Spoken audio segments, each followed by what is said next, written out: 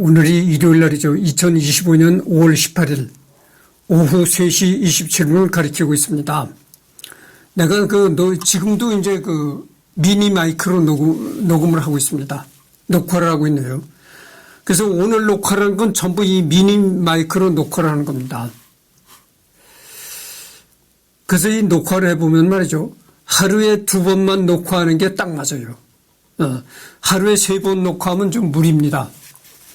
그게 뭐냐면은 이 리딩을 하고 녹화하는데도 에너지가 들어간 거예요. 아니 그까짓 이것만 쭉쭉 읽어나가는 게 무슨 에너지가 필요한가 이렇게 생각할 사람도 있을 거예요. 그런데 그렇지 않아요. 이게 녹화를 하면서 이렇게 리딩을 해나가는 것도 상당한 에너지가 들어갑니다. 그래서 이걸 해보면 하루에 2번만 녹화하는 게 딱 맞겠다 이런 생각을 해요. 3번까지는 무리입니다. 그런데 지금 3번째 녹화를 하고 있는데 생각해 보십시오. 한 번 녹화하는데 40분씩 녹화한단 말이죠. 그러니까 3번 녹화하면 어떻게 되겠어요? 4, 32, 120분을 녹화하는 건데. 그래서 이제 3번째 녹화를 하는 건데요. 개요. 핸델은 지금까지 살았던 작곡가들 중 가장 위대한 작곡가이다. 나는 모자를 벗고 그의 무덤 앞에 무릎을 꿇을 것이다. 이 말은 누가 했냐면 루트비 판 베토벤이 이 말을 했다는 거죠. 그러니까 루트비 판 베토벤이라고 하면 우리가 굉장히 훌륭한 작곡가라고 생각하잖아요. 그렇게 훌륭한 작곡가라고 생각하는 베토벤이 핸델의 무덤에서 모자를 벗고 무릎을 꿇을 것이다. 이렇게 얘기했던 거죠. 할례를 들리면서 핸델을 처음 알게 되었는데 그곳에서 나는 작곡을 다시 시작할 뻔했다. 요한 마태존의 개선문의 기초에 실린 게오르크 필리핀 텔레만의 자서전 중에서 이런 얘기가 나온다. 이런 얘기죠. 후기 바로크 음악의 거장 게오르크 프리드리 핸델은 바로크 후기 가장 중요한 음악가 중 한 명으로 요한 제바스티안 바흐와 함께 바로크 음악의 양대 산맥으로 일컬어진다. 그래서 핸델의 별명도 음악의 아버지라고 불리는 바흐와 대비되어 음악의 어머니로 불린다. 바흐가 주로 기악곡과 종교음악 쪽에서 큰 업적을 남겼다면 핸델은 오페라나 오라토리오와 같은 극음악 쪽에서 큰 업적을 남겼다. 특히 오라토리오 메시아는 초연 후 지금까지 유럽 문화권에서 한 번도 연주되지 않았던 해가 없을 정도이다. 그래서 제바스티안 바흐는 이제 음악의 아버지라고 불리고 핸델은 음악의 어머니라고 불린다는 거죠. 그래서 이제 바로 바흐는 기악곡과 종교음악에 많은 이제 곡을 남겼고 핸델은 오페라나 오라토리오. 오라토리오를 내가 뭐라고 했습니까? 합창곡이라고 하잖아요. 그러니까 오페라나 합창곡에 많은 작곡의 에너지를 쏟았다 이런 얘기죠. 생애.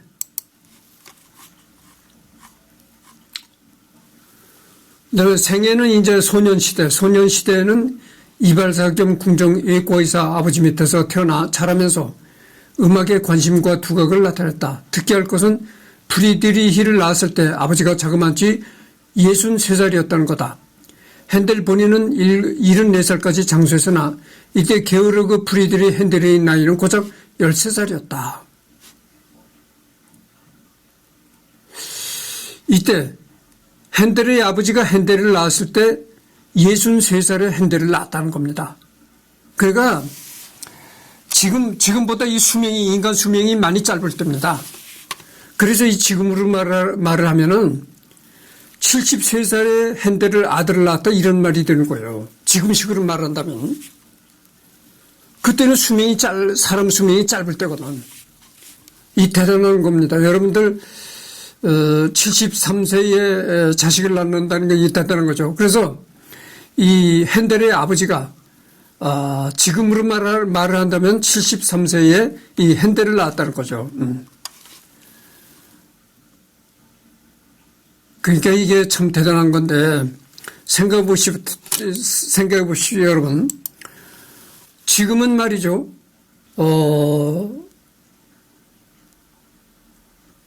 시집 안 간 여자들은 내 지금 하는 얘기를 듣지 마시기 바랍니다.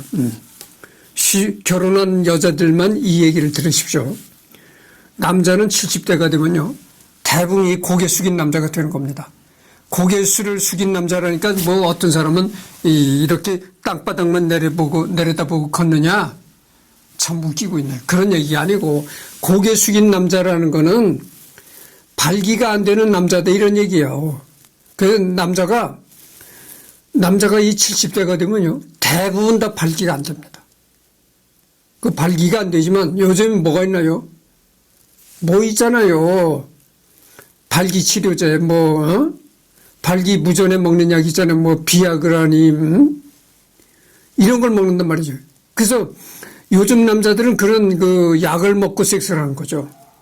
약을 먹고 발기가 돼서 이제 섹스를 하기 때문에 지금은 뭐 70대도 섹스를 합니다.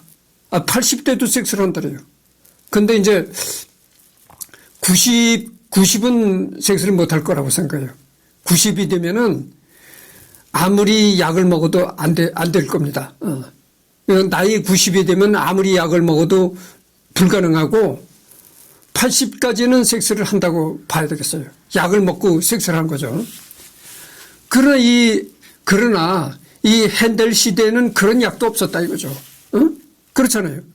발기부전제니 뭐 이런 비아그라니 이런 약도 없었을 때에 그런 시대에 70대에 핸델을 낳았다는 거죠.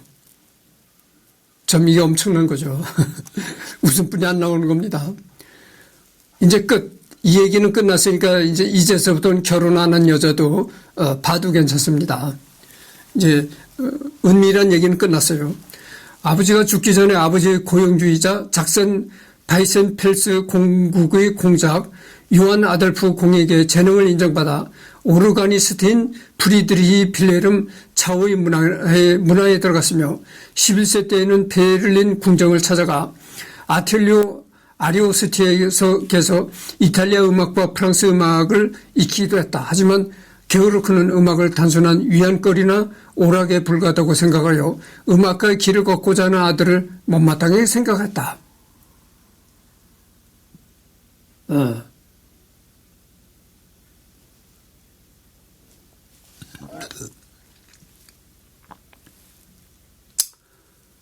그래서 이 핸델의 아버지는 자기 아들을 절대 음악하는 것을 반대했다는 거죠. 그러니까 이때의 그 핸델의 아버지는 어떤 생각을 가졌었냐면은 음악이라는 건 지금의 이 대중음악처럼 그때는 뭐 이 대중음악이라는 장르가 없었지만 어찌됐든 간에 핸델의 아버지는 그렇게 생각을 했다는 거예요. 음악이란 거 그저 즐기고 오락에 불과한 것이다. 그렇게 즐기고 오락에 불과한 그런 분야에 관심을 갖지 말라. 이렇게 생각을 해가지고 아들을 전혀 음악가를 만들 생각조차 안 하고 반대했다는 거죠.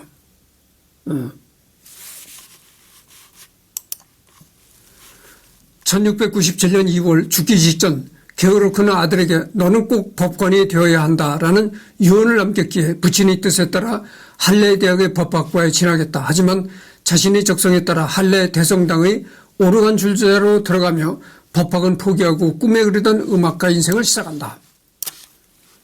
그래서 그 핸델의 아버지는 아들이 음악가가 되는 것을 굉장히 반대했기 때문에 그 죽을 때 너는 법관이 되어야 된다. 그 법률을 공부해가지고 너는 법관이 되어야 한다라는 말을 하고 죽었다는 거죠. 그런 유언을 하고 죽었다는 거예요. 그래서 그 아버지의 유언에 따라서 처음에는 이 법과대학에 진학했다는 거죠. 이 핸델이. 그런데 어느 날 할레 대성당에 오르간 연주자로 이제 들어가게 됐다는 거예요. 그러니까 뭐 지금으로 말하면 뭐 아르바이트식으로 그렇게 됐단 말이죠. 아르바이트식으로다가 잠깐 이렇게 그 대성당의 오르간 연주자로 들어가게 되었는데 그게 완전한 음악가의 길로 가는 계기가 되었다 이런 얘기입니다. 본격적인 음악 생활. 그러다 1703년 18살 때 르베크로 가서 당시 오르가니스트의 거장 디트리 북스 테우데를 만나 그에게 음악을 배웠다. 핸델의 천재적인 오르간 연주 솜씨와 작곡 능력이 마음에 들었던 북스 테우데는 핸델에게 자신의 교회의 오르가니스트 자리를 물려주려고 했다. 당시 북스 테우데는 칠순을 바라보는 나이였기 때문에 후임자 선정을 고민해야 했던 것. 하지만 이 제안을 덥석 받아들이기에는 심각한 문제가 있었는데 북스 테우데의 자리를 물려받기 위해서는 북스 테우데의 딸인 마르가리타와 결혼을 해야 했던 것이다. 북스 테우데가 핸델과 자신의 딸의 결혼을 제안한 이유는 이 교회의 오르가니스트는 전임 오르가니스트의 직계자손, 즉 전임자의 아들이나 사위만 그 자리를 승계할 수 있다는 규칙이 있었기 때문이다. 북스 테우데 또한 전임 오르가니스트인 프란츠 툰더의 딸과 결혼하여 그 직위에 오를 수 있었다.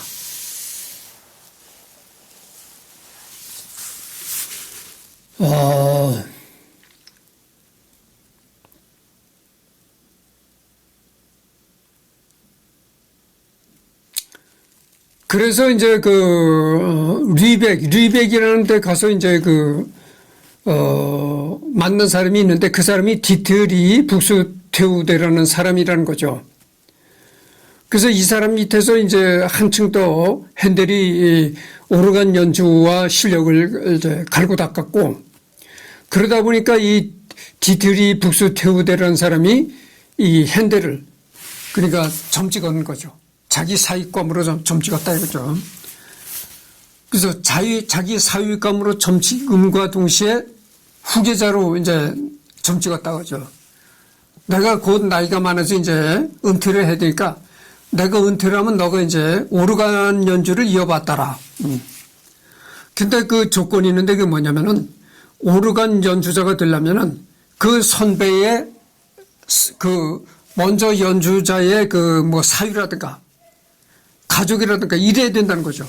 그런 조건이 된다는 거예요. 그래서 이 핸델이 전임자의 오르간 연주자의 직위를 이어받으면서 그 사람의 딸과 결혼해서 사위가 되었다. 이런 얘기입니다.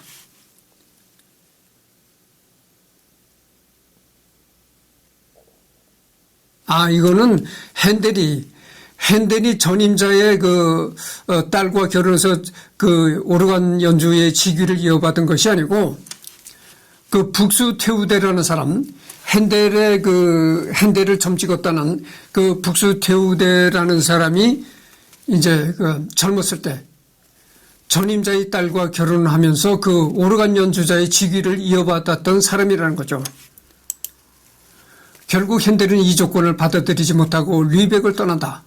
한편 핸델이 떠난 지 2년 후에 바흐가 르베크에 와서 북스 테우데에게 똑같은 제안을 받게 된다.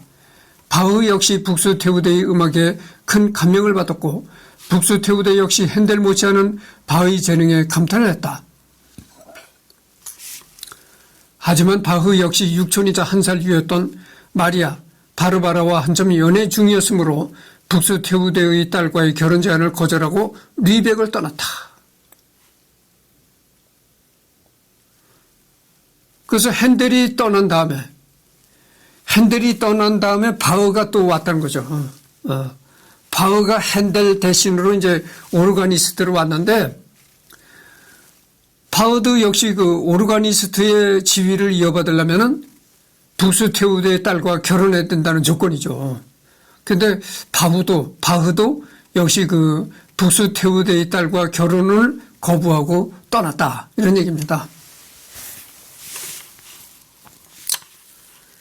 자신의 음악성을 알리기에는 할례가 너무 좁다고 느꼈던 핸델은 당시 독일 오페라의 중심지였던 함부르크 등을 다니면서 요한 마테존이나 라인하르트 카이저 같은 작곡가들과 친해져 함부르크 오페라 하우스의 제2 바이올린 주자로 일하는 동시에 오페라 작곡에 전념하게 된다. 20살에는 오페라 알미라를 작곡한다. 그의 최초의 오페라이자 그의 초기 독일어 오페라 가운데 유일하게 악보가 전해지는 작품입니다. 알미라 외에도 네로, 플로린도, 다프네, 이 세 곡의 오페라를 다 작곡했으나 현재는 이 중에 플로린도만 부분적으로 악보가 남아있다. 이 알미라는 음악 자체의 가치보다도 대작곡가 핸델의 초기 작품 성령을 엿볼 수 있는 몇 안 되는 자료로서 가치가 더 높다. 그러니까 그 알미라라는 그런 오페라 곡은 그 예술성보다는 이 이름 있는 음악가가 최초로 작곡한 그 오페라라는 그런 역사적 사료 때문에 귀중하게 생각된다 이런 얘기죠.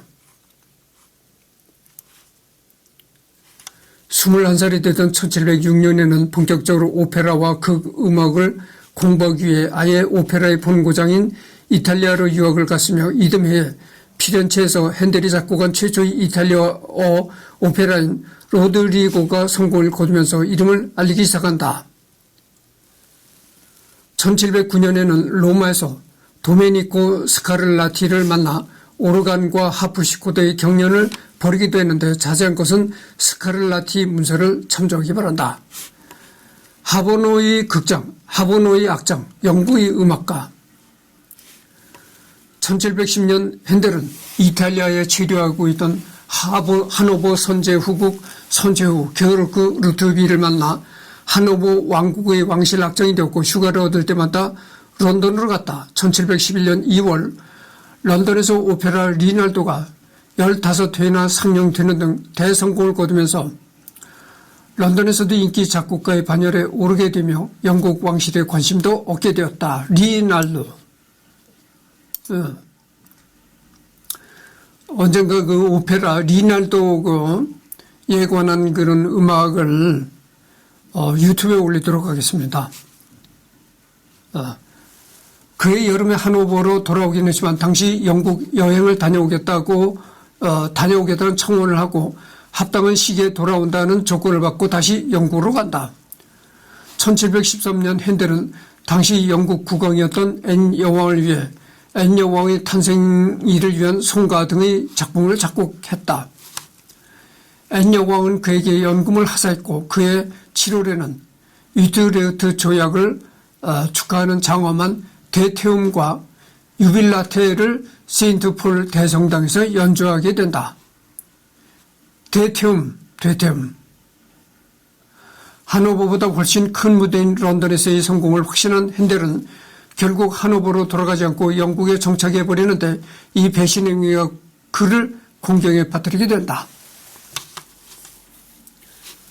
즉 핸델을 적극 구원했던 영국의 앤 여왕이 자녀가 없는 상태에서 1714년 사망하자 하필 자신이 뒤통수를 때렸던 하노버 선제 후국의 게오르크 루트비 선제후가 영국 국왕 조지 1세로 즉위하게 된 것이다. 당연하게도 조지 1세는 약속을 어긴 핸델에게 크게 분노하고 있는 상황이었다.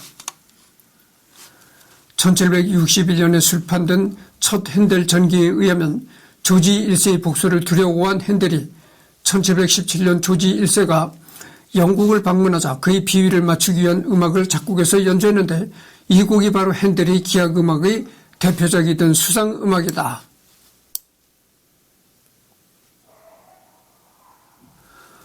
핸델의 수상음악 있잖아요. 핸델의 왕궁의 불꽃놀이 음악 그런 거. 그 음악이 바로 이런 거라는 거죠. 그러니까 조지 1세의 복수를 두려워해가지고 그의 비위를 맞추기 위해서 작곡한 곡이다. 이런 얘기입니다. 이 수상음악은 말 그대로 물 위에서 연주하기 위해 작곡된 음악으로 핸델은 자비를 들여 악사들을 배에 태워서 배에서 이 음악을 연주시켰다. 다행스럽게도 조지 1세는 악사들에게 3번이나 더 연주하도록 명령했을 정도로 이 수상음악을 크게 마음에 들어했고 딱히 핸델을 처벌하지도 않았다고 한다. 즉 자신의 배신 행위가 부메랑이 되어 곤경에 빠졌는데 오히려 명작을 만들어 위기를 극복한 것이다. 그러니까 이런 경우를 뭐라고 합니까?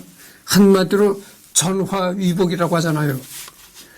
화가 복으로 변했다. 이런 거죠.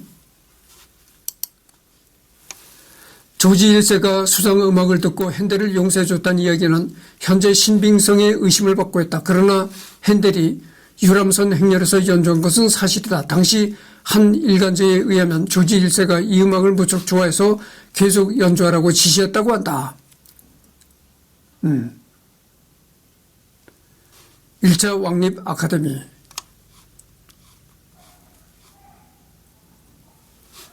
맘 편히 영국 생활을 시작하게 된 핸델은 샨토스 공장 밑에서 일했는데 웅장한 성가 몇 편과 오페라들을 썼다. 이 해프닝 이후 핸델을 비롯한 대륙의 유명 오페라 작곡가들이 런던에 속속 진출하면서 런던에서 오페라 세리아 유행이 일어난다. 그래서 오페라를 안정적으로 공급받고 공연을 통한 수익도 얻기 위해 돈과 시간이 남아도는 영국의 귀족들이 주축이 되어 오페라 악단들이 창립된다.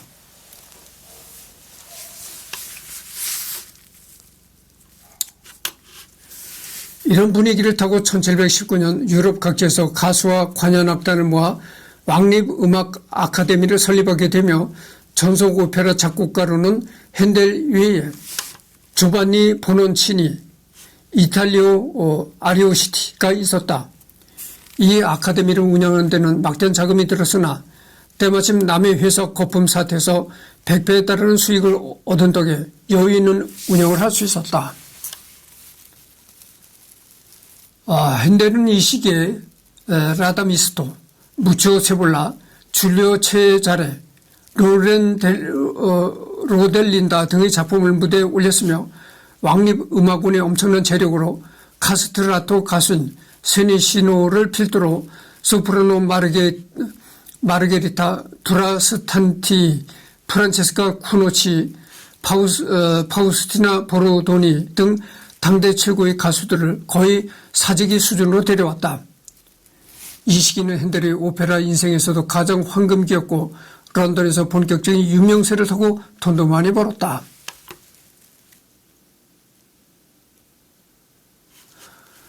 여기서 이제 카스트라토라는 게 뭐냐면 말이죠.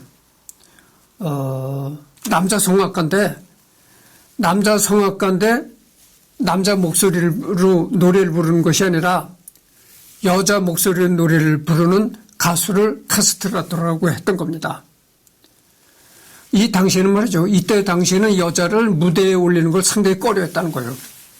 그러니까 이 서양에서도 우리나라의 그 미신이라고 할 수 있는 그런 비슷한 미신이 서양에서도 있었다는 겁니다. 그러니까 뭐 여자가 무대에 올라오면 뭐 재수가 없다는 등 이런 식의 미신이 있었다는 거죠. 그래가지고 그때 당시는 여자들이 이 무대에서 이 공연을 하는 여자들은 채용을 하지 않았다는 거예요. 그래서 무대에서 이렇게 공연을 하는 사람 중에 여자는 채용하지 않았다는 거예요. 그러니까 어떻게 되겠어요? 여자를 채용을 하지 않으니까 남자가 여자 역할을 해야 되는데 남자는 이 목소리가 다르잖아요. 그러니까 어려서부터 이 여자 목소리를 내서 노래하는 사람을 키웠던 겁니다. 키우는 게 뭐냐면은 거세를 하는 거예요. 그러니까 페니스를 잘라내고 보라를 잘라내는 겁니다. 아주 어렸을 때. 그래서 키우는 거예요. 그래서 이 거세를 하면 페니스를 잘라내서 거세를 하면 말이죠. 변성기가 지나도 남자 목소리가 안 된다는 거예요. 그러니까 커서도 여자 비슷한 목소리로 노래를 하는 겁니다. 그걸 바로 카스트라토라고 하는 거예요. 그러니까 거세한 남자 가수를 카스트라토라고 하는 거예요. 그래서 비록 남자지만 노래를 할 땐 이 여자 목소리 비슷하게 노래를 하는 겁니다. 그러니까 목소리만 여자 목소리로 노래를 하는 것이 아니고 이 의상도 여자 옷을 입고 여자 목소리로 노래를 한다는 거죠. 그거를 카스트라토라고 하는 거죠. 그런데 흥행을 위해 비싼 몸값을 주고 모신 구천이와 보르도니는 음악 외적으로도 갖가지 화제를 부렸으며 두 사람의 유명세는 공교롭게도 왕립음악 아카데미 몰락에 일조하게 된다.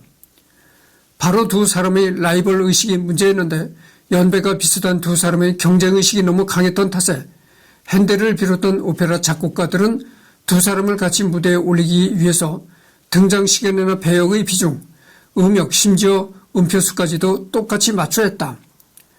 배역 균형을 억지로 맞추다 가뜩이나 질이 멸렬한 오페라의 스토리가 아예 산으로 가버리는 것은 덤이었다.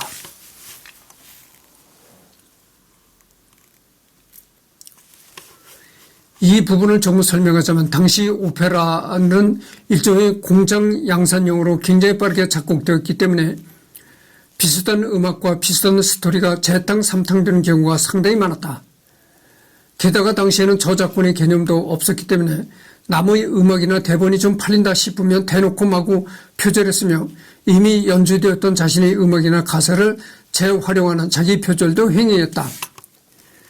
핸델 본인도 결코 이런 관행에서 자유롭지 못한 작곡가이다. 사정이 이렇다 보니 작곡가나 대본 작가들은 자기 작품에 대한 애착이 별로 없었고 곡과 대본은 작가의 역량과 소신이 아니라 가수와 극장주, 높은 분들, 관객들과 같이 그 방면의 전문가가 아닌 사람들의 요구와 입맛에 따라 제멋대로 변경되기 시작했다. 당시 자신의 자존심과 경쟁의식에 눈이 멀어있던 구촌이와 보로도니 입장에서는 애초 중요하게 취급되지도 않은 오페라의 스토리 따위는 당연히 안중에도 없었을 것이다.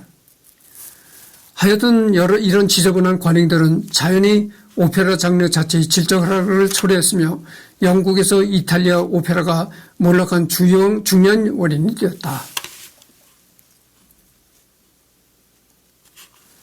다시 두 가수 이야기로 돌아와서 더 큰 문제는 런던에서 이 두 가수에 대한 팬덤 현상이 일어나 팬들도 두 패로 나뉘어서 심심하면 싸워댔다는 것이다. 이 콧대 센 두 가수의 불화와 두 가수를 둘러싼 팬들의 동요는 결국 보논 치니의 아스티아나테 공연 무대에서 구초니와 브로도니가 서로 머리끄덩이를 쥐어뜯고 싸우는 사태로 비화된다. 어찌어찌 당일 공연은 끝났지만 두 사람은 공연 내내 서로 눈을 흘기고 기싸움을 했던 데다 여기에 가세하여 두 가수의 팬들까지 싸움이 부는 바람에 공연장은 말 그대로 아수라장이 된다. 설상가상으로 이 공연장에는 캐롤라인 왕세자 빈을 비롯한 왕실 인사들이 다수 참석해 있었기 때문에 이 사건의 파장은 더 커질 수밖에 없었다. 결국 왕립음악 아카데미 오페라 공연은 무기한 중단되었고 공연 수입을 얻지 못하게 된 아카데미는 휘청거리게 되었다.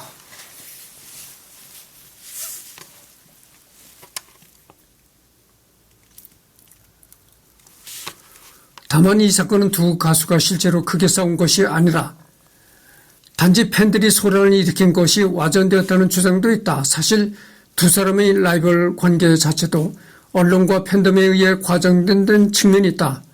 오늘날에도 박찬호와 노모 히데오의 경우처럼 고사가들이 서로 큰 적의가 없는 사람들을 굳이 라이벌로 포장하는 경우가 많은데 구촌이와 보로도니 라이벌에 관한 대단한 풍문도 완전 거짓말은 아니었겠지만 어느 정도는 과장되었을 가능성이 높다. 이런 악재도 모자라서 이탈리아 오페라의 몰락에 확인 사살을 가는 일종의 오페라 패러디 작품이 등장하였다. 바로 존 게이라는 시인이자 극작가의 기획으로 두 가수의 싸움을 모티브로 이탈리아 오페라를 비꼬는 일종의 패러디 음악극인 거지 오페라가 상연된 것이다. 이 악극은 무려 62회나 반복 공연될 정도로 엄청난 인기를 끌면서 오페라 열풍에 확실하게 찬물을 끼얹어버렸다. 당시 영국인들은 천편일률적인 내용과 알아듣기 힘든 이탈리아어 가사로 되어 있는 오페라 세리아에 점차 식상하고 있었던 데다 어설픈 애국주의자들이 가세하여 이탈리아 오페라를 비난해 대기도 했다. 그런데 이 거지 오페라는 영어 가사라서 이해하기가 쉬울 뿐만 아니라 내용도 시사성이 있어서 폭발적인 반응을 얻은 것이다. 얼마나 큰 성공을 거뒀는지 당신은 이 거지 오페라의 제작자 존 리치와 극작가 존 게이 이름을 따서 게이 갓 리치 앤드 리치 갓 게이라는 말도 있었다.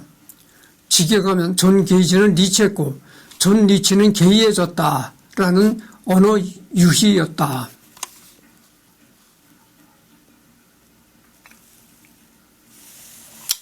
지금 30분을 경과했네요. 조금 더 해야 되겠습니다. 한 10분가량 해드리겠습니다. 핸델 당시의 62회 공연에서는 유럽 전역을 통틀어 거의 최고 수준이라고 보면 된다. 심지어 이 거지 오페라는 오늘날에도 종종 상연된다. 당시 오페라나 연극과 같은 극 장르는 양산형으로 빨리 만들어져 공연되다 내려졌던 탓에 대체로 공연 횟수가 10회를 넘기기 힘들었다. 잠깐만요.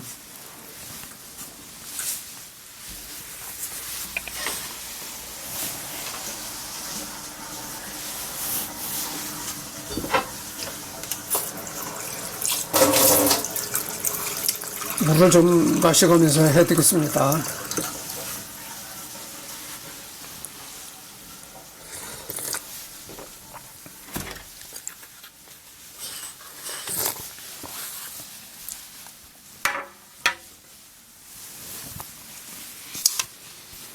청중들로부터 별 반향이 없으면 초연으로 끝난 경우도 빈번했다. 거지 오페라가 성공한 이유는 적절한 시사성뿐만 아니라 패러디 작품치고는 의외로 괜찮은 작품성을 갖고 있었기 때문이다. 사실 작품의 제목은 오페라이지만 기획자인 존 게이는 전문 작곡가가 아니었기 때문에 음악의 비중이 그렇게 높지는 않으며 부수음악도 순수한 창작곡이 아니라 당시에 유행했던 음악이나 민요를 짜집게 한 것들이다. 이런 이유로 학자에 따라서는 이 거지 오페라를 뮤지컬의 효시로 보고 있다. 전반적으로 딱히 걸작이라고 하긴 어렵지만 그렇다고 해서 저급한 삼류 작품도 결코 아니며 음악극으로서 나름의 독창성과 매력을 갖고 있다.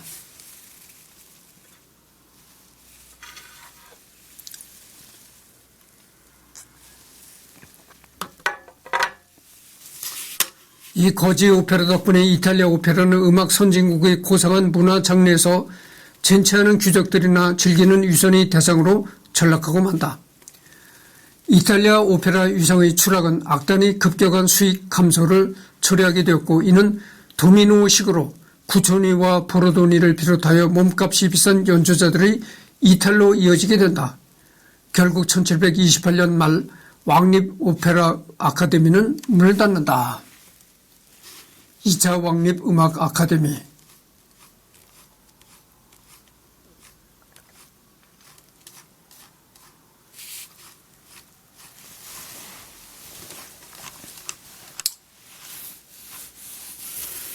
그러나 핸델은 좌절하지 않고 소프라노 안나 스트라다를 프리마돈나로 영입하고 이듬해에 곧바로 2차 왕립 음악 아카데미를 창립한다. 핸델은 전설한 두 가수 구초니와 보로도니보다 이 안나 스트라다를 훨씬 좋아했다. 구초니와 보로도니는 몸값도 비싼 데다가 지나친 자존심과 라이벌의식 때문에 악단의 분위기를 망치기 일쑤였으며 심심하면 곡이 마음에 들지 않는다면서 곡을 거부하거나 멋대로 바꿔 부르는 바람에 작곡가들과 다혈질로 악명 높은 핸델과도 자주 충돌했다. 반면 안나 스트라다는 두 가수에 비해 훨씬 유순하고 핸델에게 충성했던 가수이다.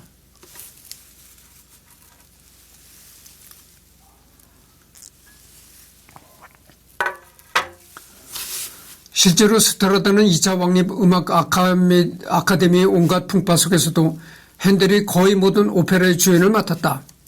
그녀는 본원친이 오페라는 수준이 떨어진다는 이유로 연주를 거부했고 귀족 극단의 회유에도 꿋꿋이 핸델 편에 있었다. 노래 실력도 두 가수보다 나으면 낫지 결코 떨어지지 않았다. 다만 당시 안나 스트라다에 대한 기록을 보면 한결같이 노래 솜씨는 탁월하지만 뚱뚱하고 못생긴 외모가 몰입을 방해한다고 되어 있다. 한편 그녀는 1738년 호련 이탈리아로 돌아가 버리는데 그 이유는 확실하지 않지만 가수로서 자신이 커리어가 얼마 남지 않은 데다가 런던에서 오페라의 인기가 올라가자 더 이상 성공하기 어렵다고 판단했을 가능성이 높다. 실제로 스트라다는 이탈리아로 떠난 후에는 활동 실적이 그리 많지 않으며 3년 만에 은퇴한다.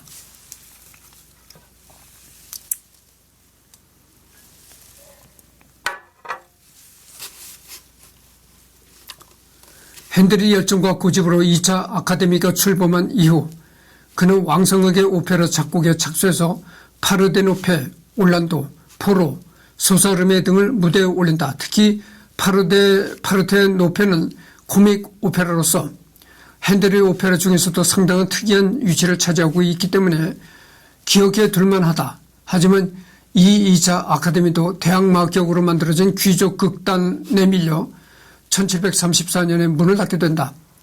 이 귀족 극단은 당시 국왕 조지 2세와 사이가 매우 나빴던 프레데릭 왕세자의 주도로 1733년에 창립되었는데, 당시 조지 2세 부부는 명목상이긴 했지만 2차 아카데미 후원자였기 때문에 왕세자 프레데릭이 아버지와 기싸움을 벌이기 위해 따로 오페라단을 만들어 대립하려고 했던 것이다. 이 귀족 극단은 음악적인 성취보다는 오직 2차 아카데미와 대립하기 위해 만든 악단이었고, 결국 2차 아카데미는 이 공세를 견디지 못하고 와해된다.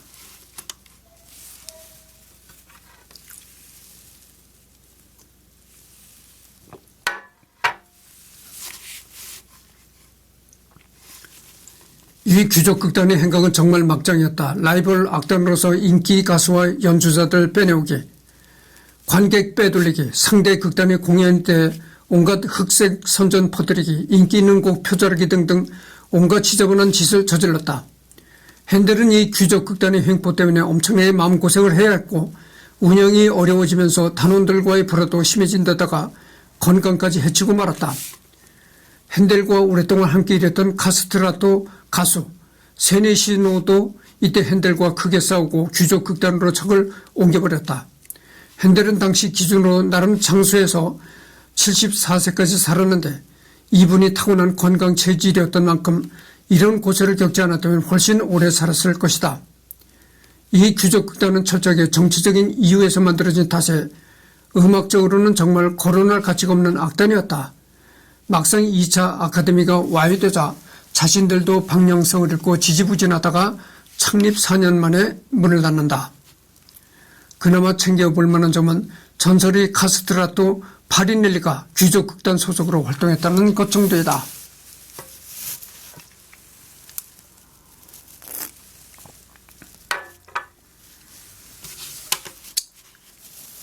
파리넬리. 파리넬리는 말이죠. 카스트라토 중에서도 가장 이름 있는 카스트라토였던 것이죠. 그래서 그렇게 그 명성이 높았던 카스트라토 파리넬리가 이 귀족 극단의 소속으로 있었다는 거죠. 그러나 의지산의 핸델은 이런 고초를 겪고 2차 아카데미가 와해되는 상황에서도 자신의 음악 활동을 포기하지 않는다. 2차 아카데미가 문을 닫은 직후 그는 당시 런던의 여러 극장을 소유한 극장주의자 연출가였던 존 리치와 손잡고 리치 소유의 코벤트 가든 극장을 중심으로 세 번째 오페라 악단을 창립한다. 존 리치는 상당히 뛰어난 연출가였으며 코벤트 가든 극장에는 합창단과 발레리나 겸 안무가인 마리 살레를 주축으로 한 발레단까지 소유하고 있었다. 그래서 이 시절에 작곡된 핸델의 오페라 아리오 단테나 알치나에는 합창과 발레가 포함되어 있으며 발레단을 위한 음악도 있다.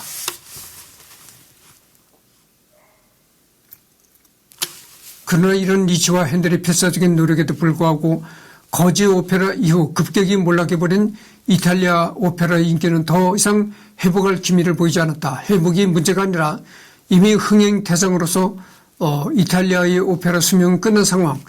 핸델도 결국 1741년 자신이 최후의 오페라가 된 데이다미아를 끝으로 오페라 장르에 대한 미련을 접고 더 이상 작곡에 손대지 않았다.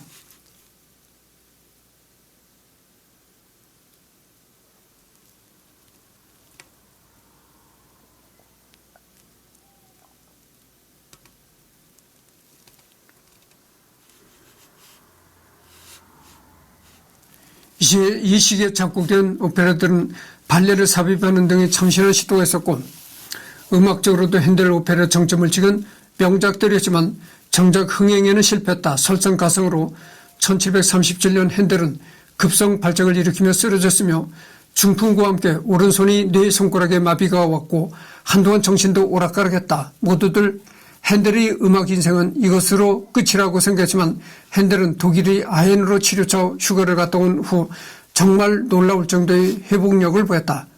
발작을 일으킨 지 1년 만에 건반악기 연주도 가능해질 정도로 회복이 되었고 오페라 세르세도 작곡하였다.